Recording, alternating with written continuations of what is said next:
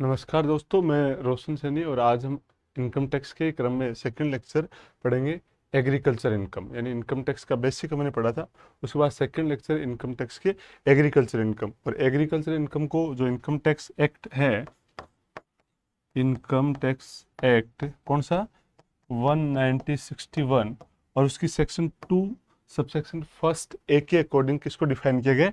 Agriculture को। आज हम जानेंगे कि एग्रीकल्चर इनकम है, उस पर टैक्स लगने की क्या प्रोसीजर है, इस पर टैक्स लगता है या नहीं लगता है, कौन सी इनकम एग्रीकल्चर इनकम होती है और किसके लिए ये टैक्स फ्री होती है।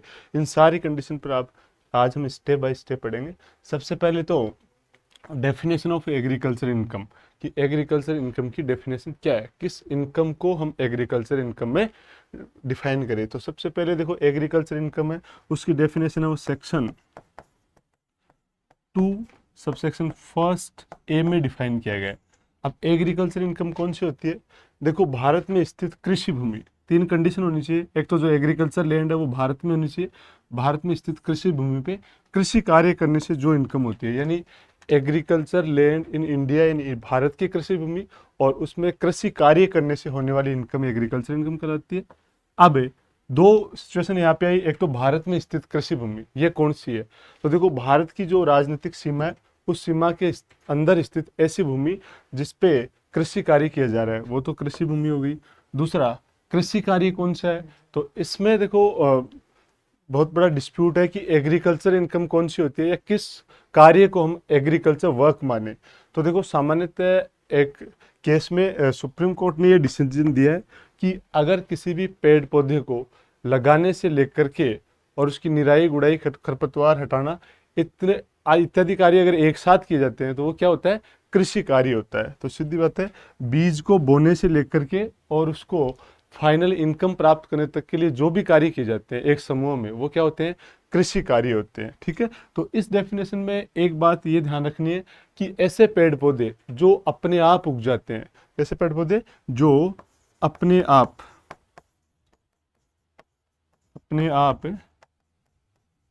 उगते हैं, वो पेड़ पौधों को सेल करने से जो इनकम होती है वो एग्रीकल्चर इनकम नहीं होती। जैसे जंगल के पेड़ पौधे हैं, अपने आप उगे हुए बांस के पौधे हैं, या कोई भी समुद्री प्रोडक्ट है जो अपने आप उगता है फिर उसको कलेक्ट करके बेचते हैं, तो वो एग्रीकल्चर इनकम में नहीं आता। डिटेल में इसकी डेफिनेशन हम आगे देखेंगे। सबसे पहले दो ही चीज़ ध्यान रखनी है, एक तो भारत में स्थित कृषि भूमि और एक कृषि कार्य उस पर होना चाहिए।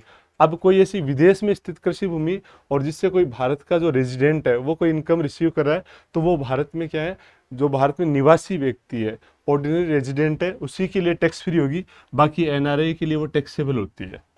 आगे हम देखेंगे कि कृषि आय के प्रकार, टाइप ऑफ एग्रीकल्चर इनकम, यानी कौन कौन सी इनकम को हम यहाँ पे एग्रीकल्चर इनकम में डिनोट करते हैं।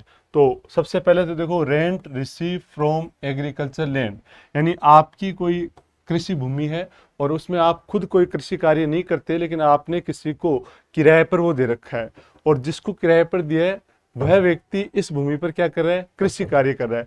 तो इससे आपको जो किराया प्राप्त होगा वो क्या होगा? Agriculture income. मान लो कोई लैंड है वो ए पर्सन की है और उसने बी पर्सन को क्या दे रखा है? किराए पर दे रखा है। बी पर्सन इस पे क्या कर रहा है? कृषि कार्य कर रहा है। तो इससे जो रेंट रिसीव होगा वो ए पर्सन के लिए भी क्या होगा? एग्रीकल्चर इनकम होगी। सबसे पहले तो ये कंडीशन। दूसरी है, भूमि पर खेती करने से प्राप्त आय। ये वो सिचुएशन है जब आपकी खुद की एग्रीकल्चर, आपकी खुद की लैंड है और आप उसमें खुद बेसिक एग्रीकल्चर के काम कर रहे हो। एग्रीकल्चर के काम कौन से? खेती के काम कौन से? जो अभी हमने पहले डेफिनेशन में देखा कि बीज को बोने से लेकर उसकी निराई गुड़ाई कटाई करने वाले जो भी आप काम कर रहे हो वो क्या होंगे? कृषि कार्य होंगे। तीसरी कंडीशन है, अपनी उपज को विक्रय योग्य बनाने वाली क्रिया से आय, यानी कोई भी ऐसी उपज आप खेत से उपजा रहे हो और उसके बाद उसको विक्रय योग्य यानी सेल्स करने के लिए, मार्केट में बेचने के लिए कुछ उस पर एक्टिविटी कर रहे हो, तो उन एक्टिविटी से आपको जो भी इनकम मिलेगी वो भी एग्रीकल्चर इनकम होगी। लेकिन यहाँ पे एक बात ध्यान में रखनी है कि आपका एग्रीकल्चर प्रोडक्ट ऐसा होना चाहिए कि उसको बिना किसी अतिरिक्त ये जो क्रिया है इसके बिना नहीं बेचा जा सकता। जैसे मान लो, अगर आपने तंबाकू की खेती की, आपने चाय की खेती की और उसको बिना प्रोसेसिंग आप मार्केट में नहीं बेच सकते, तो वो प्रोसेसिंग की कॉस्ट है और उस प्रोसेसिंग से जो इनकम में आपके इंक्रीज होगा वो क्या होगी? Agriculture income. लेकिन कुछ ऐसे प्रोडक्ट हैं जिनको आप बिना किसी प्रोसेसिंग के भी क्या कर सकते हो, बेच सकते हो। जैसे मान लो आपका सरसों का आपने उत्पादन किया, अब ये जरूरी नहीं है कि सरसों का आप तेल निकाल के उसको बेचो, बिना तेल निकाले भी बेच सकते हो। तो सरसों है, उस पर अगर आप तेल निकाल के बेचोगे, जो तेल निकालने वाली क्रिया है वो आपकी एग्रीकल्चर एक्टिविटी नहीं होगी। कहने का मतलब इस लाइन का मीनिंग ये है कि ऐसी कोई भी एग्रीकल्चर एक्टिविटी, कोई भी प्रोडक्ट जिस पर कोई एक्टिविटी करना कंपलसरी है तभी वो मार्केट में बिकेगी, तो उस एक्टिविटी से जो इनकम मिलेगी वो क्या होगी, एग्रीकल्चर इनकम। नेक्स्ट है किसान द्वारा कृषि की उपज को बेचने से प्राप्त आय। अगर आप अपनी एग्रीकल्चर जो प्रोडक्ट है उसी को अपने ही किसी बिजनेस प्रतिष्ठान पर, व्यवसायिक प्रतिष्ठान पर सेल करते हो, तो उससे आपको जो इनकम मिलेगी वो आपकी क्या होगी, एग्रीकल्चर इनकम। ठीक है, जैसे किसान अपने खेत से गेहूं उत्पादित करके खुद की दुकान पे उसको बेच रहा है, तो वो क्या है, एग्रीकल्चर इनकम है। नेक्स्ट है कृषि के काम आने वाले मकान की आय, यानी आपके खेत में या कृषि भूमि पर कोई क्या बना हुआ है, मकान बना हुआ है, और आपने क्या किया है, उस मकान को किराए पर दे रखा है। किस पर दे रखा है, किराए पर। और उस मकान का उपयोग या तो क्या हो रहा है, जो किसान है वो किसान अपने रहने के लिए कर रहा है, या फिर वो उस मकान का उपयोग वो किसान है भंडार गृह के लिए, यानी जो अपना स्टोरेज हाउस है उसके लिए कर रहा है। तो इस मकान की जो इनकम है वो भी क्या होगी, अपनी एग्रीकल्चर इनकम होगी। ठीक है, उसके बाद हम देखते हैं कि देखो पार्टली एग्रीकल्चर इनकम, आंशिक रूप से कृषि आय। कुछ सिचुएशन ऐसी है जिनमें ऐसी एक्टिविटी की जाती है जिसका कुछ पार्ट क्या होता है, एग्रीकल्चर इनकम होता है, और कुछ पार्ट क्या होता है, उसका बिजनेस इनकम होता है। तो ऐसी कौन कौन सी सिचुएशन है, तो देखो पहला है स्वयं के कृषि उत्पादों को कच्चे माल के रूप में काम में लेने पर, यानी कोई भी ऐसा प्रोड्यूसर जो अपने खुद के खेत से कुछ कृषि एग्रीकल्चर के प्रोडक्ट हैं उसको प्रोड्यूस करता है और फिर उसको कुछ प्रोसेसिंग करके और मार्केट में सेल करता है। जैसे मान लो कोई आटा मिल है, उस आटा मिल ने अपने खुद के खेत से क्या किया, गेहूं का उत्पादन किया और फिर उसको प्रोसेसिंग करके और आटा बना के उसको मार्केट में बेच रही है। तो इस गेहूं से जो इनकम होगी वो तो उसकी क्या होगी, एग्रीकल्चर इनकम। और उसको प्रोसेसिंग करके बेचने से जो इनकम होगी, या प्रोसेसिंग करके बेचने से गेहूं की रेट में जो इंक्रीज हुआ वो बढ़ी हुई इनकम क्या है, नॉन एग्रीकल्चर इनकम है। इसमें ये डिफरेंस है, जो रॉ मटेरियल है खुद का वो अगर यूज में लेते हैं तो उनकी कॉस्ट, रॉ मटेरियल तक की कॉस्ट क्या होगी, एग्रीकल्चर इनकम। नेक्स्ट है रबड़ के उत्पादन से आय। तो देखो लेटेक्स युक्त रबड़ है, अगर उस रबड़ के उत्पादन से आय, उस रबर को प्रोसेसिंग करके बेचने से जो इनकम होती है उस इनकम का रेशियो है 65:35। इसका मतलब ये है कि उस रबर को सेल करने से जो भी इनकम होगी उसका 65% क्या होगा, एग्रीकल्चर इनकम। कौन सा होगा, एग्रीकल्चर इनकम। और जो 35% इनकम है वो होगी आपकी बिजनेस एंड प्रोफेशन, यानी बिजनेस की इनकम होगी। यानी रबर को प्रोसेसिंग करके बेचने पर फिक्स रेशियो गवर्नमेंट के द्वारा बनाया गया वो है 65:35। नेक्स्ट है आपका इनकम फ्रॉम कॉफी प्रोडक्शन, यानी जो कॉफी है उसके प्रोडक्शन से जो इनकम होगी उसमें भी क्या है, एग्रीकल्चर इनकम और बिजनेस इनकम का कॉम्बिनेशन होता है। तो ये है 75:35। इसका मतलब ये है कि कॉफी को आप जो कॉफी है उसको आप प्रोसेसिंग करके अगर बेचते हो, बिना प्रोसेसिंग के बेचोगे तो 100% इनकम क्या होगी, एग्रीकल्चर इनकम होगी।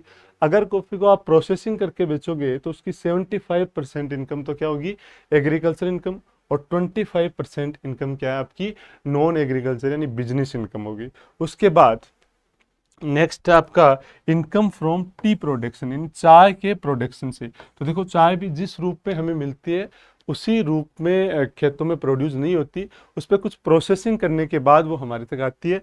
और चाय को अगर प्रोसेसिंग करके बेचेंगे तो सरकार के द्वारा ये रेशियो फिक्स किया गया है 60:40, यानी चाय के प्रोडक्शन करके बेचने से जो इनकम होगी उसका 60% क्या होगी, एग्रीकल्चर इनकम, और 40% इनकम क्या होगी, बिजनेस एंड प्रोफेशन इनकम। ये वो एग्जाम्पल है जिसमें इनकम आंशिक रूप से एग्रीकल्चर इनकम होती है। नेक्स्ट कुछ ऐसे रिसिप्ट्स हैं जो हमें लगते हैं कि ये एग्रीकल्चर इनकम है, लेकिन एक्चुअल में वो एग्रीकल्चर इनकम नहीं होते, उनको एग्रीकल्चर इनकम नहीं माना जाता। तो देखो डेफिनेशन तो इसकी ये है कि ऐसी आय जिनका सीधा संबंध भूमि से किसी फसल को उगाने से नहीं है वह कृषि आय नहीं है।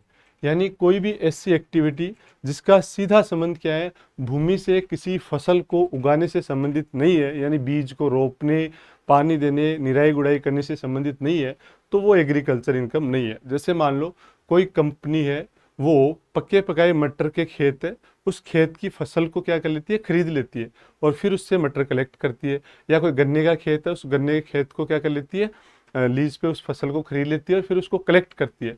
तो उस कंपनी के लिए वो इनकम क्या है, एग्रीकल्चर इनकम नहीं है, क्योंकि उगाया उस फसल को किसान ने था और उगने के बाद उस कंपनी ने उसको क्या कर लिया, खरीद लिया। तो उस कंपनी का सीधा संबंध क्या नहीं है, उस जो फसल थी उसको उगाने से संबंधित नहीं है। ऐसे बहुत सारे एग्जाम्पल हैं। जैसे मछली पकड़ने से होने वाली आय, अब मछली पकड़ने से होने वाली आय है वो एग्रीकल्चर इनकम नहीं है। पोल्ट्री फार्म है, मछली फार्म है, ये सारी इनकम। लाख की खेती से होने वाली आय, यानी लाख की खेती जो जंगल में जो झाड़ी के वृक्ष हैं उससे हमें क्या मिलती है, लाख मिलती है। तो वो क्या है, जो पहले से वृक्ष लगे हैं उनको कलेक्ट करती है, उनसे लाख केवल क्या करते हैं, कलेक्ट करते हैं। तो वो इनकम एग्रीकल्चर इनकम नहीं है। उसके बाद खानों से प्राप्त होने वाली रॉयल्टी, इसका तो किसी तरह से एग्रीकल्चर इनकम से रिलेशन नहीं है। फिर डेयरी फार्म की आय है, इसका भी किसी तरह से एग्रीकल्चर इनकम से रिलेशन नहीं है। उसके बाद नेक्स्ट हम देख रहे हैं exemption under section 10 sub section first, यानी इनकम टैक्स एक्ट है, इनकम टैक्स एक्ट 1961। इसमें एक प्रोविजंस दिया गया है कि एग्रीकल्चर इनकम पे टैक्स लगाने की पावर है वो सेंट्रल गवर्नमेंट के पास नहीं है।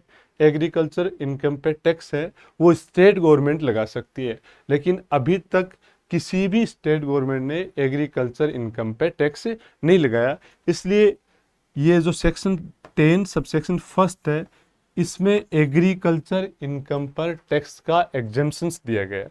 लेकिन कुछ कंडीशंस ऐसी हैं जिसमें नॉन एग्रीकल्चर इनकम पर सही तरीके से टैक्स लगाने के लिए एग्रीकल्चर इनकम को उसके साथ कंबाइंड करते हैं। वो सिचुएशन हम आगे पढ़ेंगे, लेकिन नॉर्मली हमें ये ध्यान रखना है कि एग्रीकल्चर इनकम पर टैक्स नहीं लगता। और किस सेक्शन के अकॉर्डिंग नहीं लगता, सेक्शन 10 सब सेक्शन फर्स्ट के अकॉर्डिंग। क्यों नहीं लगता, क्योंकि भारतीय संविधान में एग्रीकल्चर इनकम पे टैक्स लगाने की पावर है वो स्टेट गवर्नमेंट को दी गई है, और 8% तक किसी भी स्टेट गवर्नमेंट ने एग्रीकल्चर इनकम पे टैक्स नहीं लगाया। तो इस छोटे से लेक्चर में आज हमने मीनिंग समझा कि एग्रीकल्चर इनकम क्या होती है, कौन कौन सी जो रिसिप्ट्स है जिनको हम एग्रीकल्चर इनकम मानते हैं, कौन कौन सी रिसिप्ट्स हैं जो एग्रीकल्चर इनकम में नहीं है, और एग्रीकल्चर इनकम की डेफिनेशन है वो किस सेक्शन में दी गई है, सेक्शन 2(1) में। ये जानकारी आज हमें यहाँ से मिली। इसके अलावा एक छोटी सी कंडीशन ये है कि अगर हम किसी भी एग्रीकल्चर लैंड को सेल करें तो उससे होने वाली इनकम भी एग्रीकल्चर इनकम ही होती है। लेकिन इसका एक एक्सेप्शन ये है कि जो अर्बन एग्रीकल्चर लैंड है, यानी शहरी कृषि भूमि, उसको बेचने से जो भी हमें इनकम होगी वो एग्रीकल्चर इनकम नहीं होगी, वो होगी कैपिटल गेन। क्या होगी, पूंजीगत आय, इनकम फ्रॉम कैपिटल गेन। तो इसका डिटेल जो प्रोविजंस है वो हम पढ़ेंगे income from capital gain section में। ठीक है, अभी इतना ही ध्यान रखना है कि रूरल एग्रीकल्चर लैंड को अगर हम सेल करें तो वो क्या है, एग्रीकल्चर इनकम, और अर्बन एग्रीकल्चर लैंड को सेल करें तो वो क्या है, इनकम फ्रॉम कैपिटल गेन। बस आज के लिए इतना ही। अगर आपको ये जानकारी अच्छी लगे तो आप इसको लाइक करिएगा और आगे जिनके लिए वैल्यूएबल है उन तक भेजिएगा। थैंक यू, धन्यवाद।